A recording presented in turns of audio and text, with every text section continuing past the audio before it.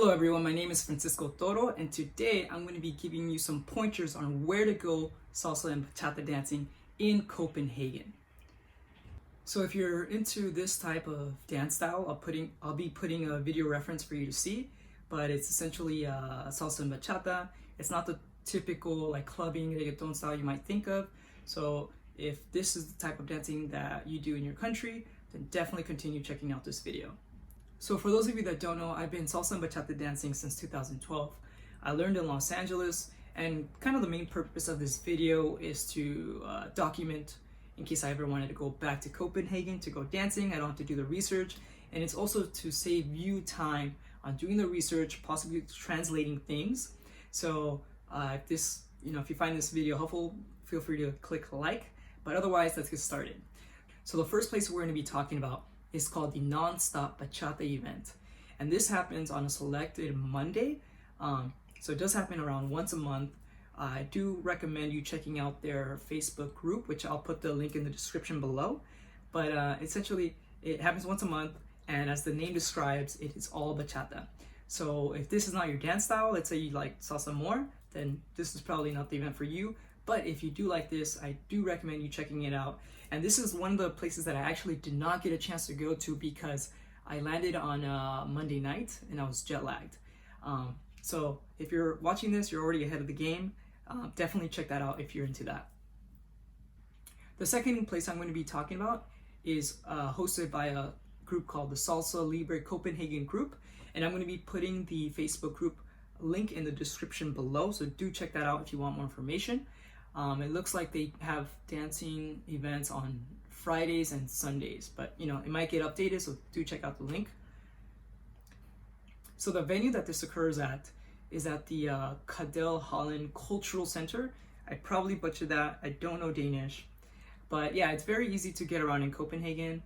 You can take the public transit, like the buses or the trains, and you can even ride a bicycle to get from location to location.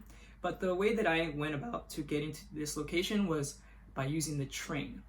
So the address will be in the link in the description below, so you can check that out, but I'll also be posting it. They might change it, so I do recommend checking out their Facebook group for more information.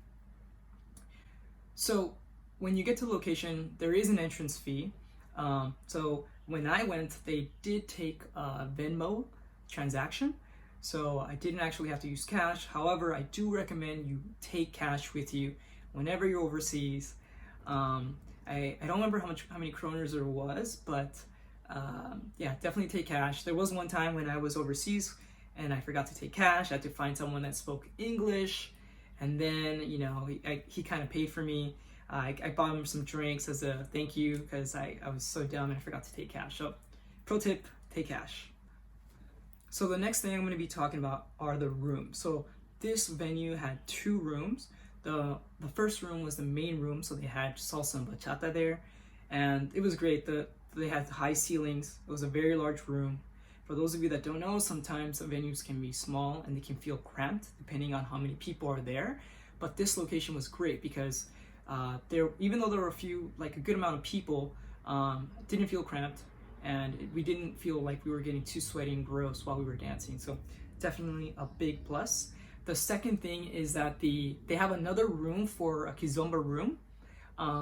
It was a little bit smaller, and it fit like around 4 or 5 couples comfortably. But just do know that they do have another room, and it's much smaller. Another plus about this venue is that they had locker rooms. So if you need to store away your coat or your bag, you can do that.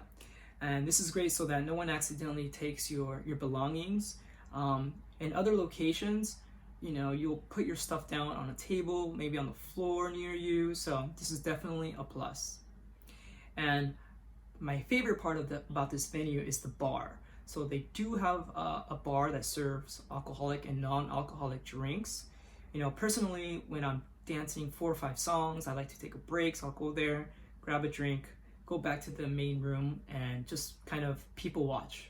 And it's really great. So thank you guys for watching. I do hope you enjoyed this video, and I do hope it saved you a lot of time and effort. I know I wish something like this existed for when I went to Copenhagen, but I do hope it saved you some time.